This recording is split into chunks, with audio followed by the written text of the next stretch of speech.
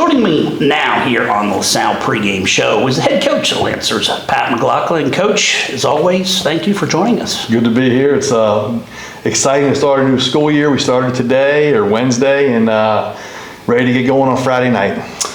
Coach, taking a look back to last season, I just want to kind of get your overall feelings on how that season went. You guys finished 7-6.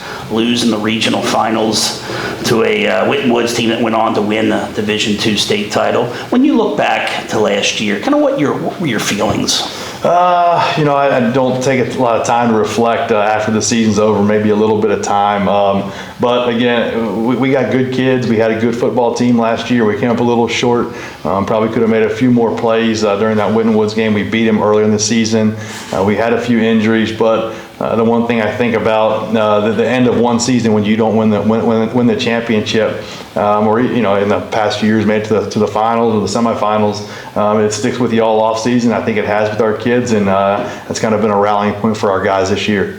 That is always that great motivation for that following year. And you guys lose, like every year, a lot of key seniors, Cam Cope, J.J. Ruffin, Chase Stein, Paul Haywood. Kind of talk about that senior class from last year. Yeah, they played a ton of games. The one thing about those guys, you talk about Paul, you talk about Ryan Reynolds, Cope was on special teams. I'm trying to think who else was in that class. Taylor, JJ, Jabron. They were all contributors on a state championship team. So, going into last year, you have a ton of experience, especially at certain places, offensive line, defensive line. We felt we were going to be solid there. We were. Jabron gets hurt, and that kind of hampers us a little bit. But overall, that senior class won a ton of football games. They were GCL champions. They were state champions. But most importantly, they were great LaSallians. They're going to be very successful as graduates, and overall, a very fun class to be around.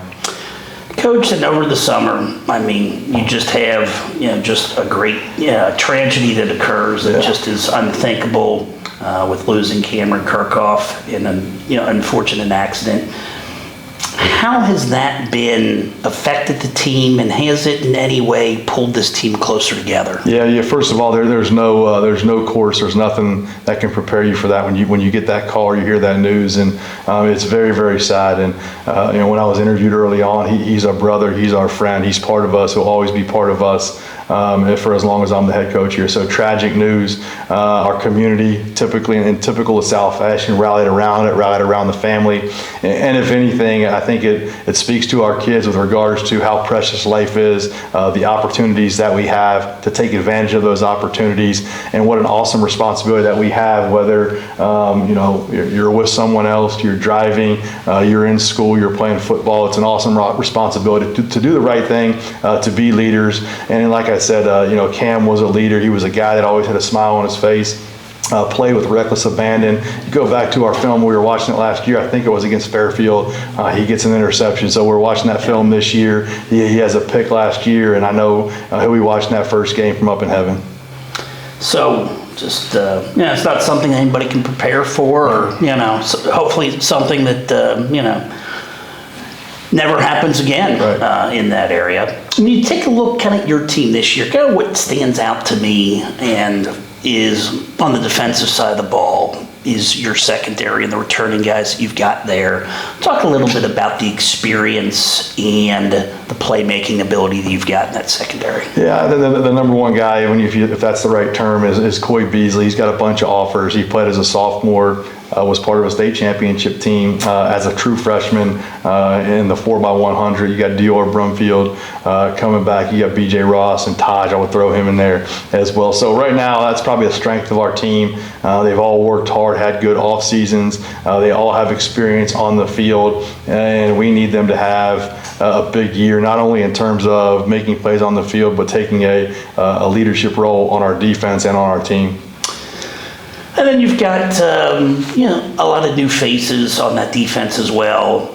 But you kind of led in that linebacking core by Taj Lander. Maybe you talk a little bit about him, and also he's going to be starting a defensive end for you this year, Jake Rhodes. Yeah, those two guys, when you talk about leaders on and off the field, high academic kids, solid kids in the classroom, solid social life, they're both captains on our football team and elected by their peers, which to me speaks volumes. So Taj was a converted quarterback 2 years ago. Last year, it was his first year on defense. He's got a ton of Ivy League offers. And again, you talk about a guy that's not very vocal, but does everything right. That's Taj Landrum. Jake Rhodes is in the same mold. Came back from so much adversity his sophomore year, breaks his leg, has surgery, comes back again because the rod in his leg was messed up, and just kept working and working, persevering, he's going to be exactly where he needs to be on every single play, which is, especially playing the week one option, is very, very important.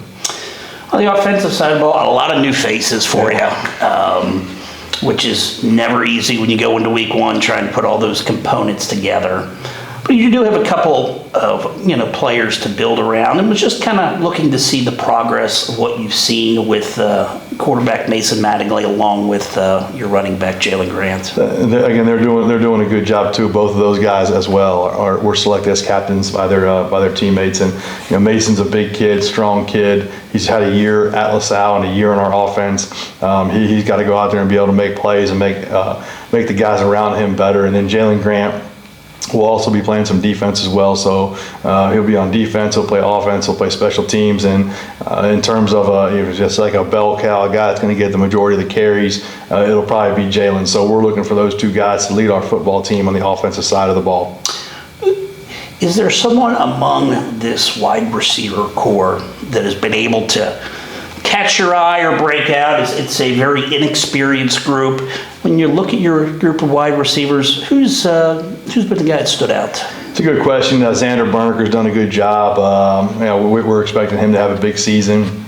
Got a few snaps last year, but he stepped up. He's got to play well. Grayson Shad, Sam Reichert, Mick O'Connor, all those guys have gotten snaps in the first two scrimmages, and we'll put them all out there on Friday night against Coleraine as we're kind of trying to see and get a rotation. Coy Beasley, Tamiko Jackson as well, and they're playing both sides of the ball, so they'll be playing defense and offense. So it's going to be a mix of guys, a lot of guys we see out there at least the first couple of weeks, maybe the first 5 weeks, to get a lot of guys reps, experience, and stay healthy. I guess the one nice thing you do have is having that, when you've got, if you can get close, you've got that third-year starter with Mason Lunsman back there kicking for you. It's got to be a great feeling of confidence that you can go to him whenever you need him.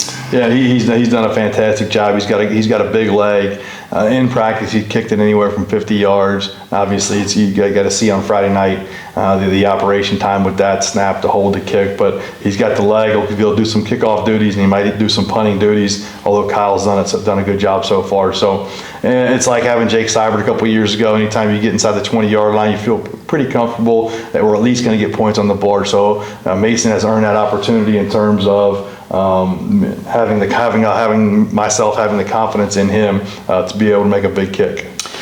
Coach, you open up with the Coleraine Cardinals, team you defeated, last year here at Lancer Stadium, 20-14.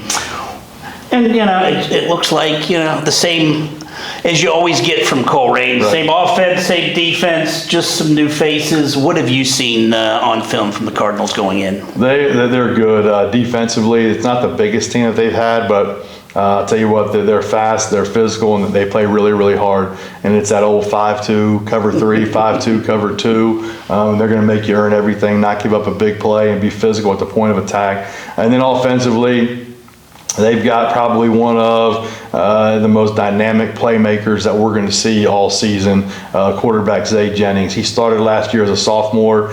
He might have been rotating in a little bit towards the end of the season. You go back and watch the playoffs against Elder.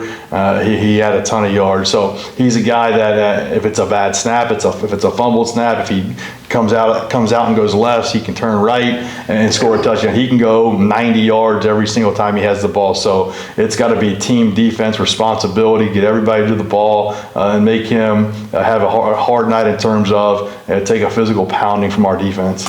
I believe he is the first ever Coleraine quarterback that's ever started as a sophomore, in that proud tradition, that long history of that. It's hard to believe that he was the first. It just shows kind of that quality of athlete that you were talking about that he is. Like I said, we're going to play a lot of good football teams this year, and I haven't seen everybody yet, but you hate to say he's the best, but I will say he will be in the top in terms of most dynamic playmakers that we see all year. Coach, as always like to ask, keys to victory on Friday night? It's going to be the same every week, and it's been the same my going on 6 years here at LaSalle High School. We got to be able to stop the run on defense. We got to be able to turn it over on defense, have them turn it over, and then on offense we got to be able to run the ball and obviously not turn the ball over on offense. We do those 4 things, we'll win. And then I think any big game, any time you play, have 2 good teams playing, it's going to come down to the kicking game. So block a kick, a big play in the kicking game, return a kick for a touchdown. So some type of special teams outcome or a couple special teams outcome, I think, could be the difference in this game. Are you kind of sensing that this could be a lower scoring game in your head with these 2 teams, where maybe the defenses are in front of what both offenses are looking like? Yeah, it's hard to tell. I try not to get into that. Would I be shocked if it was like last year 21-14 game or 14-10 game? No, but would I also be shocked if it was a 42-35 game? It's one of those games where you think it might go low and then it goes low. I really don't know. I just hope that we have the ball last with an opportunity to either take a knee, kick a field goal, or score a touchdown and win the game. Coach, best of luck Friday night, and hopefully we're talking after the game with the Lancers starting the season out 1-0. I appreciate all you guys do and support for LaSalle football. So we're looking forward to a good season, and we got a good group of kids that are working hard, and we'll make everybody proud on Friday night. Head coach Pat Mclaughlin, the pregame show rolls on. Stay with us. Kickoff is moments away as you're watching LaSalle Lancer football here on WLSN.